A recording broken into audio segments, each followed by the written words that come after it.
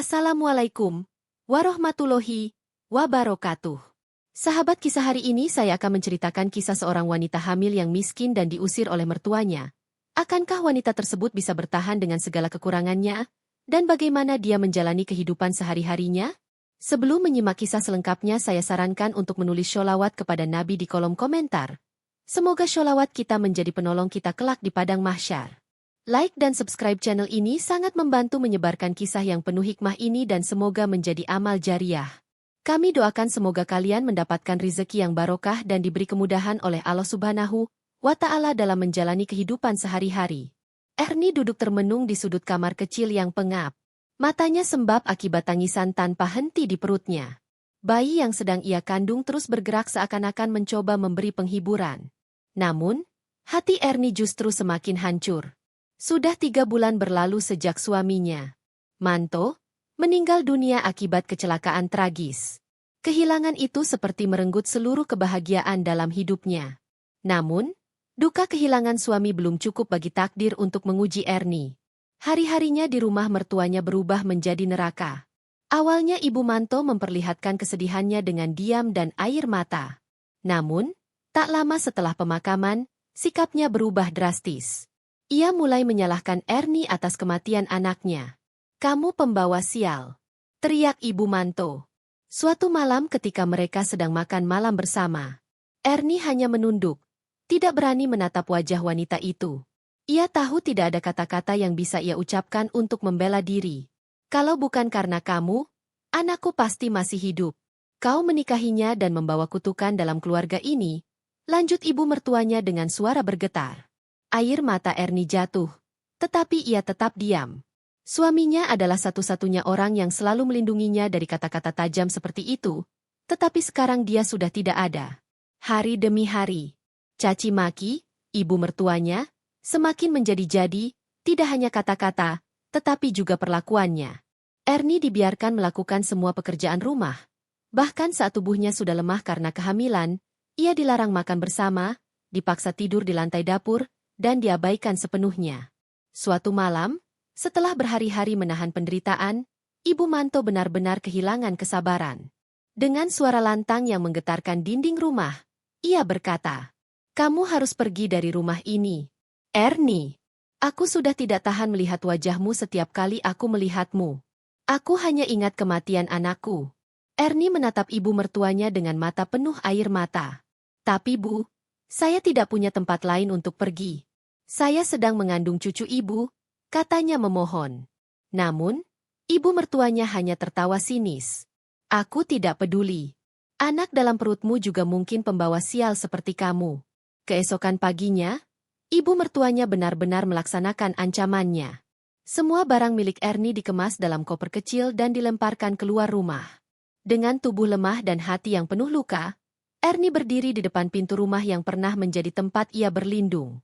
Kini rumah itu menjadi lambang rasa benci yang menghantui hidupnya. Perlahan ia mulai melangkah meninggalkan tempat itu. Pandangannya buram oleh air mata. Ia tidak tahu kemana harus pergi. Orang tuanya sudah lama meninggal, dan ia tidak memiliki saudara atau teman dekat. Langit di atasnya mendung seakan mencerminkan suasana hatinya. Ernie berjalan tanpa arah dengan koper kecil dan sedikit tabungan yang tersisa. Di setiap langkah ia merasa seolah-olah seluruh dunia sedang meninggalkannya. Namun di dalam perutnya, bayinya terus bergerak seperti mengingatkannya untuk bertahan. Ketika malam tiba, Ernie menemukan sudut kecil di dekat terminal bus yang sepi. Di sanalah ia duduk memeluk lututnya dan menangis tanpa suara. Kehidupan yang pernah ia impikan bersama Manto kini terasa seperti mimpi yang tidak pernah terjadi. Bayangan suaminya yang tersenyum yang selalu berkata bahwa mereka akan bahagia bersama kini terasa sangat jauh. "Sampai kapan aku harus begini?" bisiknya pelan, tetapi di balik kesedihan itu ia tahu satu hal. Ia tidak bisa menyerah untuk dirinya. Dan untuk bayi yang sedang ia kandung. Ernie harus menemukan cara untuk bertahan. Ernie membuka matanya perlahan. Pagi itu terasa lebih dingin dari biasanya. Di sudut terminal yang sepi, tubuhnya meringkuk di balik selembar kain tipis yang ia jadikan selimut. Perutnya yang membesar membuatnya sulit bergerak, tetapi ia harus bangkit.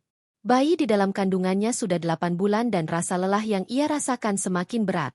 Ia merapikan koper kecil miliknya. Satu-satunya benda yang masih ia miliki. Hari ini seperti hari-hari sebelumnya, ia harus mencari tempat untuk berlindung, dan mungkin jika beruntung, makanan untuk mengisi perutnya. Tabungannya yang tidak seberapa semakin menipis. Ernie hanya mampu membeli roti kecil dan sebotol air. Kemarin ia menyisakan setengah roti untuk makan malam, tetapi kini sudah habis. Rasa lapar mulai menggerogoti tubuhnya. Namun ia tidak punya pilihan selain menahan diri. Selama beberapa hari terakhir, ia mencoba meminta bantuan dari orang-orang yang lewat. Namun, kebanyakan dari mereka hanya melirik dengan tatapan dingin. Beberapa bahkan memakinya, menganggapnya peminta-minta. "Bu, tolong saya sedang hamil. Saya butuh sedikit makanan," pinta Ernie kepada seorang wanita paruh baya yang lewat. Namun, wanita itu menatapnya dengan jijik. "Cari kerja. Jangan cuma minta-minta dasar pemalas," katanya sambil berlalu begitu saja. Hati Ernie terasa hancur setiap kali mendengar kata-kata seperti itu. Ia bukan pemalas. Ia dulu bekerja keras bersama suaminya mencoba membangun kehidupan yang layak. Namun, semuanya hancur begitu cepat dan kini ia benar-benar tidak tahu harus bagaimana. Hari itu, Ernie hanya minum air putih untuk mengganjal perut. Ia duduk di bawah pohon besar di taman kota, memandangi langit. Sesekali ia mengusap perutnya dan berbicara kepada bayinya. "Maafkan ibu, nak. Ibu tidak bisa memberikan apa-apa hari ini, tapi ibu janji ibu akan tetap bertahan. Kita harus bertahan bersama," bisiknya sambil menahan tangis. Malam tiba dan angin semakin kencang. Ernie kembali ke sudut terminal tempat ia biasa beristirahat. Tidur di atas lantai dingin dengan hanya kardus sebagai alas menjadi hal yang biasa baginya. Ia memejamkan mata, berharap pagi segera datang. Namun malam itu terasa begitu panjang. Rasa lapar dan dingin membuat tubuhnya menggigil. Dalam hati ia mulai merasa putus asa. Tidak ada teman, tidak ada keluarga, tidak ada yang peduli. Ia benar-benar sendirian. Keesokan harinya, ia bangun dengan tubuh yang semakin lemah. Ernie tahu ia tidak bisa terus hidup seperti ini. Kondisinya semakin memburuk dan ia takut bayinya akan terpengaruh. Dalam keputusasaan ia memutuskan untuk meninggalkan kota. "Di sini aku tidak punya siapa-siapa. Aku harus mencari tempat yang lebih tenang di mana aku bisa bertahan," pikirnya. Ia ingat cerita seseorang tentang sebuah hutan di pinggir kota yang penuh dengan buah-buahan liar dan sungai yang jernih. Dengan sisa tenaganya, Ernie mulai berjalan menuju hutan itu. Perjalanannya terasa berat, terutama dengan perutnya yang semakin besar. Namun, ia terus melangkah meskipun tubuhnya terasa ingin menyerah. "Aku harus bertahan demi anakku," gumamnya berulang-ulang. Langit mulai gelap. Ketika Ernie akhirnya tiba di tepi hutan, ia berhenti sejenak, duduk di bawah pohon besar untuk beristirahat. Dengan tangan gemetar, ia mengeluarkan sepotong kecil buah yang ia temukan di jalan. Rasanya asam, tetapi cukup untuk memberinya sedikit tenaga. Ini baru permulaan, bisiknya pada dirinya sendiri. Dengan langkah tertatih, ia melanjutkan perjalanan ke dalam hutan berharap menemukan tempat yang bisa menjadi rumah sementara baginya dan anak yang akan segera lahir. Hutan di hadapan Ernie terasa begitu sunyi dan asing. Pepohonan tinggi menjulang seolah menjadi benteng raksasa yang memisahkannya dari dunia luar. Udara di dalam hutan terasa lembab, tetapi tidak ada kebisingan kota. Tidak ada tatapan merendahkan. Hanya suara alam yang menemani langkahnya. Tubuhnya semakin lemah. Namun, ia terus melangkah perlahan menyingkirkan ranting dan dedaunan yang menghalangi jalannya. Perutnya terasa berat. Setiap langkah seperti membawa beban yang hampir tak tertahankan. Namun, tekad untuk melindungi anaknya memberinya kekuatan. Di sepanjang perjalanan, Ernie mencoba bertahan hidup dengan memetik buah-buahan liar yang ia temukan. Sebelum memakannya, ia selalu mengingat pesan suaminya dulu. Jangan makan buah yang kulitnya aneh atau baunya tidak biasa. Nasihat itu kini menjadi penyelamatnya. Sore itu, Ernie akhirnya menemukan sebuah tempat yang cukup tenang. Di tepi sungai kecil yang jernih, ia melihat ikan-ikan berenang dengan bebas. Di sekelilingnya terdapat pohon-pohon yang berbuah lebat. Tempat ini terasa seperti sebuah anugerah di tengah penderitaannya. Disinilah aku akan tinggal, ucapnya lirih. Dengan sisa tenaga, Ernie mulai mengumpulkan ranting-ranting dan dedaunan kering untuk membuat sebuah gubuk kecil. Ia memanfaatkan potongan kayu dan akar-akar yang kuat untuk menjadi penyangga. Hasilnya jauh dari sempurna, tetapi cukup untuk melindunginya dari hujan dan angin malam. Ketika malam tiba, Ernie duduk di depan gubuknya sambil memandangi sungai yang berkilauan di bawah cahaya bulan. Untuk pertama kalinya dalam beberapa minggu, ia merasa sedikit tenang. Tidak ada orang yang membencinya. Tidak ada kata-kata kasar yang menusuk hatinya. Hanya ia bayi dalam kandungannya dan alam yang damai. Namun, tubuhnya mulai menunjukkan tanda-tanda kelelahan yang serius. Rasa lelah dan lapar yang terus-menerus membuat kepalanya terasa berat. Ketika ia berdiri untuk mencari kayu bakar, keesokan paginya, tiba-tiba pandangannya menjadi gelap. Kakinya melemah dan ia terjatuh di bawah sebuah pohon besar. Dalam pingsannya, Ernie merasa dirinya berada di tempat yang aneh. Ia melihat seekor ular putih besar dengan sisik yang berkilauan seperti permata. Ular itu tidak tampak mengancam, justru memancarkan ketenangan yang membuat Ernie tidak merasa takut. Ular itu menatapnya dengan mata besar yang penuh wibawa, lalu perlahan-lahan berubah menjadi seorang wanita cantik berbusana putih. Wanita itu memiliki mahkota emas kecil di kepalanya, membuatnya tampak seperti ratu. "Aku adalah Ratu Ular Putih," kata wanita itu dengan suara lembut namun penuh kekuatan. Ernie, meski masih dalam keadaan bingung, berlutut di hadapan wanita itu. "Maafkan saya jika kehadiran saya di sini mengganggu tempat ini," katanya dengan suara gemetar. Namun wanita itu tersenyum. "Tidak Ernie, kau datang ke sini nih karena hatimu membawamu. Aku telah memperhatikan penderitaanmu. Hidupmu penuh dengan ujian, tapi kau tetap bertahan. Aku ingin membantumu." Ernie menatap wanita itu dengan mata penuh harapan. "Bantuan?" tanyanya pelan. Wanita itu mengangguk di dunia ini. Setiap jiwa yang menderita, tetapi tetap berjuang layak mendapatkan bantuan. Aku akan memberikan sesuatu yang bisa membantumu memulai hidup baru. Ratu Ular Putih kemudian mengeluarkan sebuah peti kecil dari balik bajunya. Peti itu terbuat dari emas dan berkilauan di bawah cahaya yang tidak ia ketahui sumbernya. "Ambillah ini," katanya sambil menyerahkan peti itu kepada Ernie. "Gunakan dengan bijak kembali ke dunia luar dan mulailah hidup baru yang lebih baik untuk dirimu dan anakmu." Sebelum Ernie bisa berkata apa-apa, wanita itu perlahan menghilang, meninggalkan kehangatan yang menenangkan. Saat Ernie terbangun hari sudah pagi, ia merasakan sesuatu di sampingnya. Ketika ia menoleh, matanya membelala di sana. Di atas tanah ada sebuah peti kecil seperti yang ia lihat dalam mimpinya. Dengan tangan gemetar, Ernie membuka peti itu. Matanya kembali membelalak saat melihat isinya kepingan emas yang berkilauan. Air matanya mengalir tanpa henti. "Terima kasih. Terima kasih, Ratu." Ular bisiknya. Untuk pertama kalinya dalam waktu yang lama, ia merasa bahwa harapan masih ada. Ernie duduk terdiam di depan gubuk kecilnya, masih memandangi peti emas di tangannya. Cahaya matahari pagi memantul pada kepingan emas itu, seolah mengingatkan bahwa hidupnya tidak lagi segelap sebelumnya. Air mata mengalir deras di pipinya. "Ini bukan mimpi, semuanya nyata," bisiknya. Dengan suara bergetar, ia menatap ke langit, mengucap doa penuh syukur. Dalam hatinya, ia yakin bahwa Ratu Ular Putih adalah penyelamat yang dikirimkan oleh takdir untuk menolongnya. Setelah menguatkan hati, Ernie mulai memikirkan langkah selanjutnya. Emas di dalam peti itu cukup untuk mengubah hidupnya. Tetapi ia tahu ia harus berhati-hati. "Aku tidak boleh gegabah. Ini adalah harapan baru untukku dan anakku," ucapnya sambil mengelus perutnya. Dengan tekad yang baru, Ernie mengemasi barang-barang kecil yang ia miliki. Gubuk sederhana yang ia bangun kini akan ia tinggalkan. Tetapi tempat ini akan selalu menjadi pengingat tentang titik terendah hidupnya sekaligus awal dari kebangkitan. Sebelum berangkat, ia kembali ke tepi sungai, berlutut, dan berdoa. "Terima kasih Ratu Ular Putih.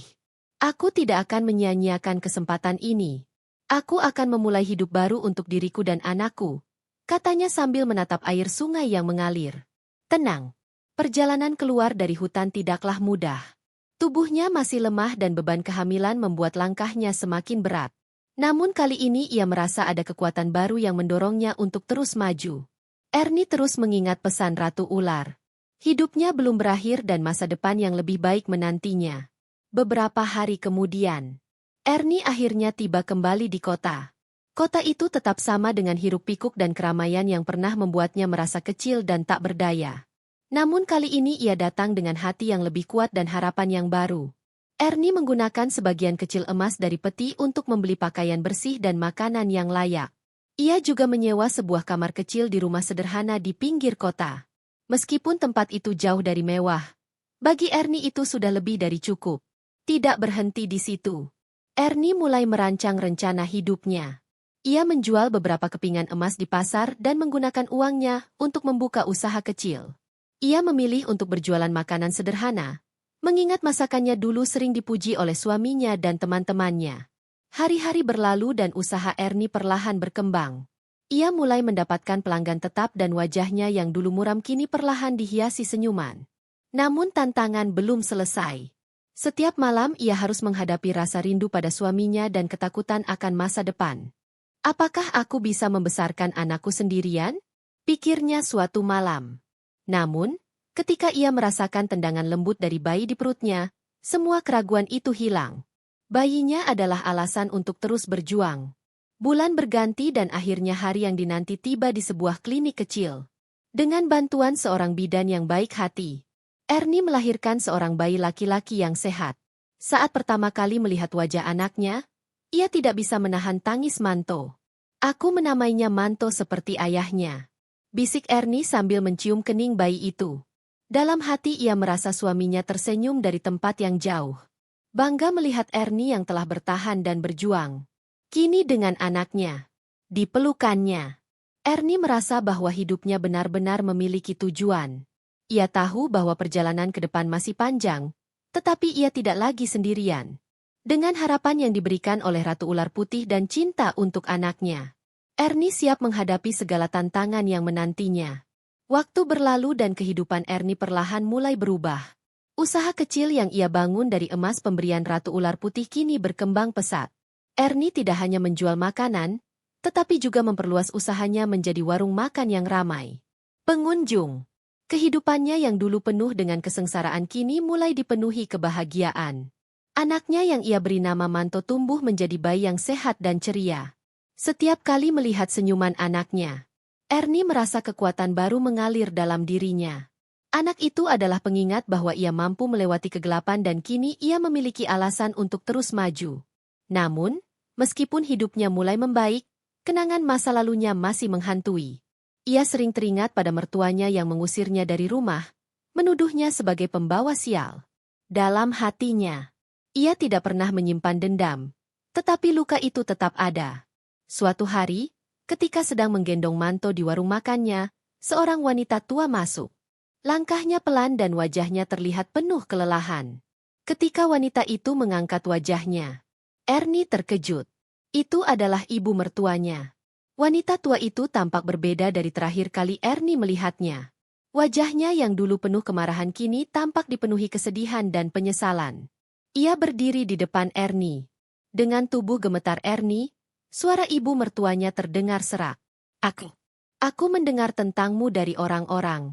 Mereka bilang kau membuka usaha di sini. Aku tidak tahu kau bisa. Sejauh ini Ernie tidak menjawab. Ia hanya memandang wanita itu dengan mata berkaca-kaca, mencoba menahan semua emosi yang tiba-tiba muncul.